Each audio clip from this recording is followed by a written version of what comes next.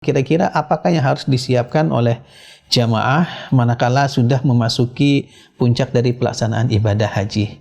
Yang tentunya pertama adalah dia harus mempersiapkan mentalnya dengan baik. Bagaimana melatih keikhlasannya, karena salah satu syarat diterimanya ibadah adalah pertama ikhlas. Kemudian ada ittiba. Ittiba itu adalah mengikuti sunnah Rasulullah SAW. Khudhu anni manasikakum, ambillah dariku manasik ibadah haji.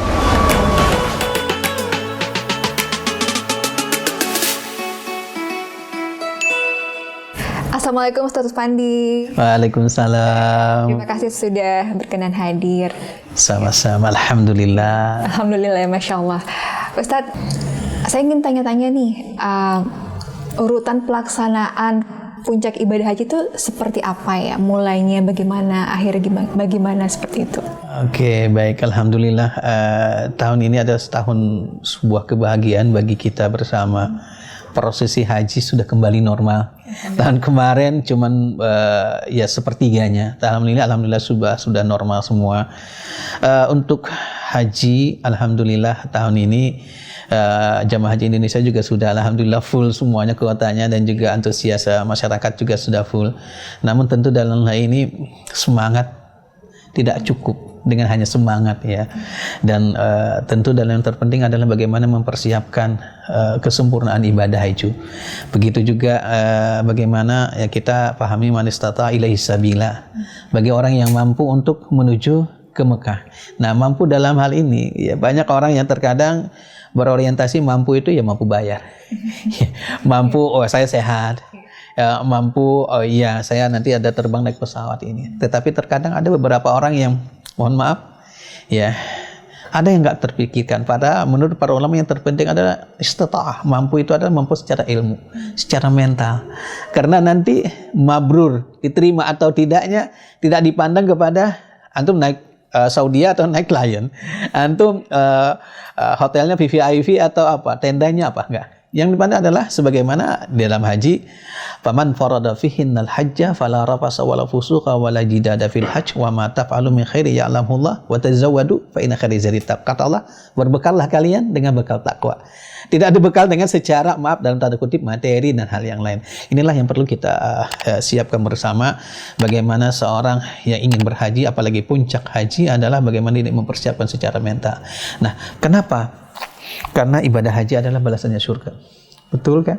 Betul. Sesuatu yang besar, pasti cobaannya besar. Ya. Betul. Dan sumpahnya iblis adalah dia akan menggoda orang-orang agar jangan sampai masuk surga. Sedangkan Allah sudah menjamin bahwasanya orang yang haji mabrur adalah balasannya surga. Maka perlu diperlukan mental yang sangat kuat. Yang pertama adalah bagaimana? Pertama, dalam perjalanan sebelum berangkat haji, bagaimana dia membersihkan diri. Kenapa? Karena tentu dalam perjalanan ibadah haji banyak hal-hal yang dia akan temukan. Ya, dan juga kita harus bagaimana mengikhlaskan. Salah satu syarat diterima ibadah adalah pertama ikhlas dan ittiba. Ittiba nama artinya adalah mengikuti apa yang sudah diajarkan oleh Rasulullah SAW. Nah, bagaimana untuk ikhlas? Oh, saya ikhlas. Ikhlas gitu kan. Ikhlas perlu latihan. Membenahi niat semata-mata karena Allah. Ya, kita bukan, maaf, ini PH, ya di kita di Indonesia PC haji adalah lambang haji gitu kan. Wah, ini haji ini mahal loh. Ini haji purada nih, 400 juta nih, wah gitu kan. Nah, ini kan kadang-kadang di kita seperti itu.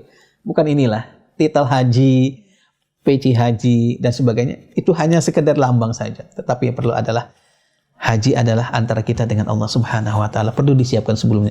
Salah satu syaratnya itu adalah tadi, bagaimana dia mulai dari sekarang mempersiapkan ibadahnya. Yang dulunya adalah mungkin harus ditunggu salat, sekarang dia berusaha tepat waktu. Syukur-syukur dia nanti bisa menunggu salat. Karena kalau orang jamaah haji, kalau dia mau salat, dia harus 1 jam sebelumnya udah ke masjid. Betul kan? Atau setengah jam sebelum azan sudah ada di masjid. Ya, kalau kita di Indonesia masih ditunggu kadang-kadang. Salat asar jam 5. Masih ada waktunya.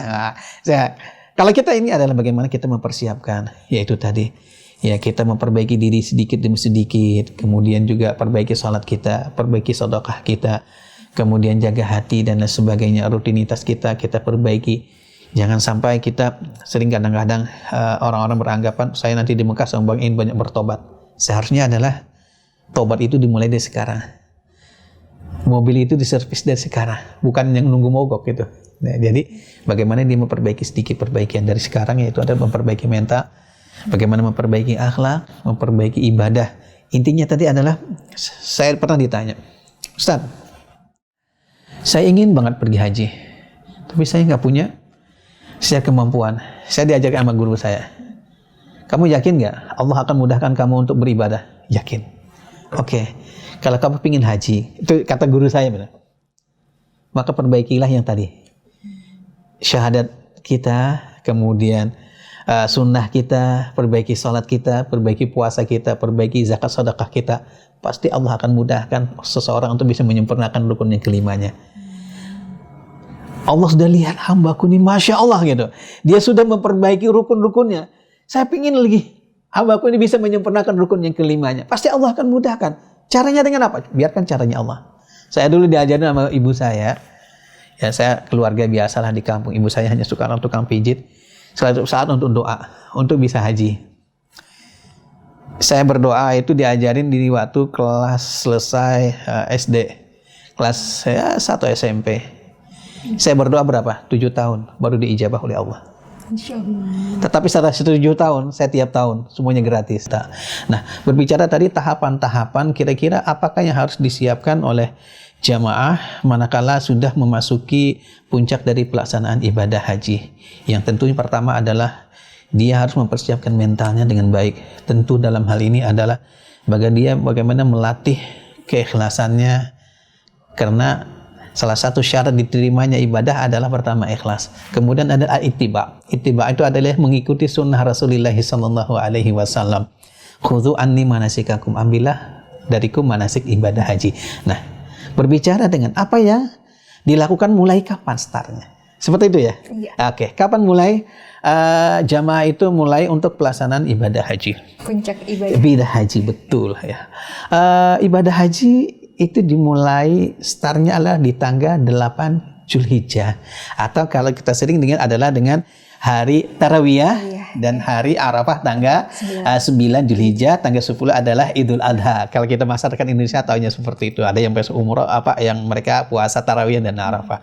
Bagi jamaah haji, mereka adalah proses ibadah haji itu dimulai di tanggal 8 Zulhijjah. Oke. Kalau kita melihat seperti contoh adalah jamaah reguler, jamaah-jamaah yang di bawah pemerintahan, pemerintah dikelola oleh pemerintah, itu adalah start mulai di tanggal 8 Zulhijjah, mereka akan siap-siap untuk berniat haji. Nah, rata-rata jamaah haji Indonesia adalah mereka hajinya haji tamattu. Ya. Haji tamattu itu kan mendahulukan umrah dulu, baru haji. Mereka sebelumnya sudah umrah, ada tenggang waktu kurang lebih 1 minggu atau 10 hari, ya mereka beraktivitas dengan sering salat di Masjidil Haram dan lain sebagainya. Nah, di tanggal 8 Zulhijjah tadi, maka mereka akan diberangkatkan menuju ke Arafah, mereka yang haji reguler. Maka disitulah mulai mereka akan melaksanakan niat mereka.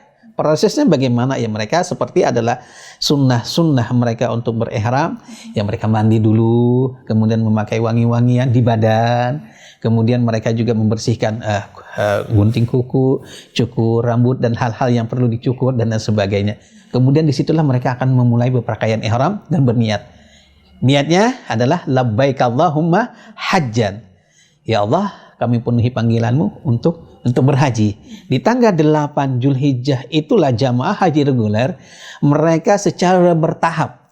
Karena yang namanya satu maktab itu kadang-kadang ada sampai 10 kloter ya, yang akan diatur jamnya tertentu. Ada yang mulai dari pagi, ada yang jadwalnya siang, ada yang daftarnya sore, ada yang juga sampai malam. Mereka akan dibawa ke Arafah langsung. Nah, langsung ke Arafah. Padahal kalau yang diajarkan oleh Rasulullah sebenarnya adalah mereka ke Mina dulu. Ke Mina dulu untuk mabit bermalam di Mina. Itu sunnah, hukumnya sunnah, bukan adalah wajib. Nah, tetapi karena kondisi jamaah Indonesia yang begitu banyak, crowded kurang lebih 250.000, Belum lagi jamaah-jamaah yang lain, negara-negara lain jumlahnya jutaan. Ya, yang mungkin jaraknya hanya sekitar dari Mekah ke Mina hanya 5 kilo, kemudian ke Arafah hanya sekitar 19 kilo, ke Muzdalifah, tetapi dengan kondisi koridor begitu, maka jamaah haji Indonesia yang reguler, mereka langsung dibawa ke Arafah di tanggal 8 Zulhijjah tersebut dengan sudah berpakaian ihram, sudah berniat haji. Inilah yang dilakukan oleh pemerintah. Nah, tapi kalau kita melihat jamaah-jamaah dari ONH Plus ataupun yang sekarang mungkin lagi tren itu adalah Furada, sebagian mereka adalah mengambil bagaimana bisa mengambil afdal yang diajarkan oleh Rasulullah, yaitu mereka menuju ke Mina dulu untuk tarawiyah. Nah, ini mereka kapan berangkat? Yang sunnahnya memang adalah mereka berangkat di tanggal 8 di pagi hari, atau sebagian ada yang di malamnya sudah itu menuju ke Mina. Nah, mereka berpakaian ihram di Mekah. Nah, kemudian nanti di Mina mereka melaksanakan salat zuhur, asar, maghrib, isya, kemudian subuh. Setelah 5 waktu, berarti mabit bermalam 1 hari di Mina. Nah, setelah mereka subuh maka akan diberangkatkan ke Arafah. Nah, inilah yang memang sesuai dengan yang diajarkan oleh Rasulullah SAW. Kembali kepada reguler tadi, ya, mereka kalau diberangkatkan di tanggal 8, mereka akan sudah berada di Arafah di tanggal mungkin malamnya. Apa yang mereka lakukan? Ya ibadah ya sebagai salat biasa. Kemudian mereka tetap puncaknya nanti adalah setelah besok zuhur, maka akan melaksanakan puncak wukuf. Nah, itulah ada yang memang perbedaan. Mana yang afdalnya atau tidaknya, yang penting adalah bagaimana tergantung kepada niat dan nawaitunya. Kalau kita memungkinkan untuk seperti ONH Plus dan lain sebagainya, itu lebih afdal.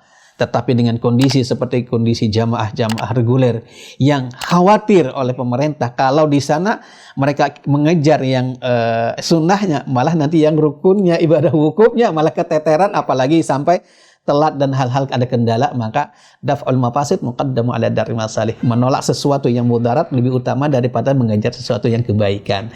Seperti itu yang dilakukan oleh pemerintah. Nah, tadi ONH Plus ada Purada tadi ada. Sama ya? Iya, ONH Plus biasanya pelayanannya dengan Purada. Walaupun ini juga di haji reguler, boleh nggak kalau ada jamaah yang mau tanazul, istilahnya tanazul itu mengundurkan diri, tidak ikut pemerintah, untuk mereka minta langsung ke Mina. Biasanya ada yang mereka langsung ikut ke tarawih juga. Itu adalah sedikit, tetapi mereka syaratnya harus ada membuat surat pernyataan ke maktab, kemudian bertanggung jawab pribadi dan lain sebagainya. Terjadi sesuatu, itu pernyataan itu yang harus dilakukan. Seperti itu masuk ke Arafahnya? Ya, gabung dengan Kotaringan gitu. Ya, enggak, nanti mereka akan nyusul lagi ke Arafah, bergabung di tempat yang hotel yang tenda yang mereka tadi. Tetapi mereka dulu sebelumnya berangkat secara mandiri, rombongan dan bisnis KBIH tertentu, mereka menuju ke Mina. Biasanya kadang-kadang sewa mobil sendiri, bus sendiri, atau mereka bayar ke maktab dengan ketentuan bayar lebih dan sebagainya, pingin ke sana. Tetapi mereka bertanggung jawab secara pribadi, bukan tanggung jawab kalau terlagi pemerintah, seperti itu. Nah, kemudian puncak dari ibadah sebagaimana kita ketahui adalah Al-Hajju Arafah. Haji itu adalah Arafah. Nah, disinilah yang jamaah haji yang saya sering kalau selalu mungkin sharing kepada teman-teman atau calon jamaah, sebenarnya puncak dari ibadah haji Bapak Ibu adalah di Arafah.